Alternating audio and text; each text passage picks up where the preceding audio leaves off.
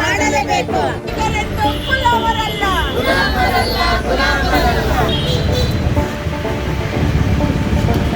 ನಾವು ಬೆವರನ್ನು ಸುರಿಸಿ ದುಡಿಯುವ ಜನ. ಸಿಎಂನ ಮಾತನ್ನು ಕೇಳಲೇಬೇಕು.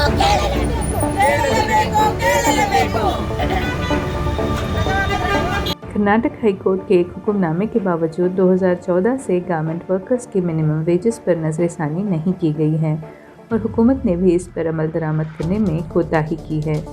Garments and textile workers union गैटऊ ने सुप्रीम कोर्ट के हुक्म के मुताबिक 14 दिसंबर से मिनिमम वेजेस पर फौरी नजरसानी का मुतालबा किया है। इस तहरीक के तहत जनरल पोस्ट ऑफिस के करीब कारकुनों ने वज़राए आला को पोस्ट कार्ड भेजने के लिए पोस्ट कार्ड मूवमेंट चलाई, जिसमें 2500 मजदूरों के हाथों से लिखे हुए पोस्ट कार्ड वज़ीर आला को पोस्ट किए जाएंगे, जिसमें मांग की गई है कि मिनिमम वेजेस पर फौरी नजरसानी की जाए। आज garment and textile workers union AICCTU से हम 2500 पोस्ट कार्ड्स भेज रहे हैं चीफ मिनिस्टर को कि मिनिमम वेजेस जो है उसको इंक्रीज़ करना पड़ेगा। अभी गारमेंट वर्कर्स को सिर्फ 9000 या 10000 सिर्फ उतना मिल रहा है, पर गारमेंट इंडस्ट्री जो है उसमें बहुत ही प्रॉफिट होता है और दूसरे इंडस्ट्रीज़ को देखते हैं सब जगह 16,000 to 20,000 तक मिनिमम वेजेस है।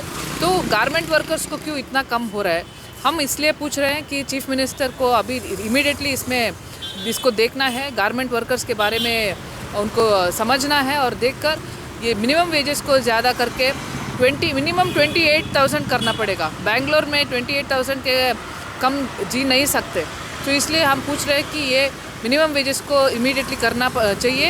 और 2500 गारमेंट वर्कर्स ने उनको लिखा है, पोस्ट कार्ड भेजा है अभी कि उनको उनकी बात सुननी चाहिए, नहीं तो दूसरी स्टेप लेनी पड़ेगी। ಲಾಸ್ಟ್ ಮಂತಿಂದ ಗಾರ್ಮೆಂಟ್ಸ್ ಕಾರ್ಮಿಕರಿಗೆ ಕನಿಷ್ಠ ವೇತನ ಸಿಗಬೇಕು ಅಂತ ಒಂದು ಆಂದೋಲನ ನಡೆಸ್ತಾ ಇದ್ದೀವಿ. ಇನ್ನೂ ಸಹ ಸಿಕ್ಕಿಲ್ಲ. ಅದು ನಾವು ಹೋಸರಿ ಹೇಳ್ದಂಗೆ ಅದು ಆಲ್ರೆಡಿ 2014 ಆಗಿದ್ದು ಇನ್ನೂ ನ್ಯಾಯಯುತವಾಗಿ ಕನಿಷ್ಠ ವೇತನ ಪರಿಷ್ಕರಣೆ ಆಗಿಲ್ಲ ಗಾರ್ಮೆಂಟ್ಸ್ ಕಾರ್ಮಿಕರಿಗೆ. ಹೈಕೋರ್ಟ್ ಆರ್ಡರ್ ಕೊಟ್ಟಿದ್ರೂ ಸಹ ಸರ್ಕಾರಗಳ ನಿರ್ಲಕ್ಷ್ಯ ಮಾಡ್ತಾ ಇದ್ದೇವೆ.